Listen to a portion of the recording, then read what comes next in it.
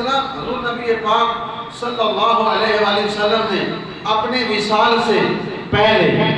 حضور کی ازواج مطہرات نبی پاک دیاں بیویاں حضرت خدیجہ تو بعد، کیونکہ حضرت خدیجہ کا وصال ہے، باقی ساری بیویاں اکٹھیاں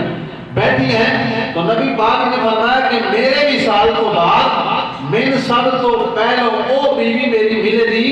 جیدہ ہاتھ لمبا ہوگا۔ حضور نے راز دی گل کی تھی، راز دی گل کی تھی، اور بیویاں کو تو سمجھ آئی جب حضور دا وصال ہو گیا، اس راز دا سمجھ اردو آیا، تو ساری ازواج نے اپنے اپنے ہاتھ اس وقت دے پیمانے دے مطابق اپنے ہاتھ ناپے، باقی دا ہاتھ لمبا ہے،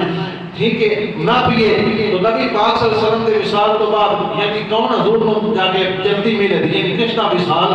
جلدی آوے دا، تو یہ راز تھا، حضور نے اس کی وضاحت نہیں کی۔ عورتیں اپنے ہاتھ ناپتی رہی، ازواج مطہرات امہات المؤمنین، لیکن جب نبی پاک صلی اللہ علیہ وسلم کا وصال ہو گیا تو حضرت زینب بنت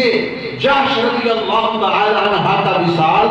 سب سے پہلے ہوا، تو حضرت عائشہ صدیقہ رضی اللہ تعالی عنہ آپ فرماتی کہ اس راز کا سمجھ ہمیں ان کے وصال کے بعد، حضور کے وصال کے بعد آئی کہ یہ وہ ہاتھ لمبے سے مراد نہیں تھا، ہاتھ لمبے مطلب ناپنے آتا، اس کا مطلب یہ تھا کہ جو سب سے زیادہ سخاوت کرنے والی ہے وہ بیوی میری، اس کے ہاتھ لمبے ہیں، وہ یعنی اس میں ہاتھ لمبے سے مراد سخاوت کرنے والی بیوی جو ہے وہ سب سے پہلے مجھے ملے گی۔ وہ حضرت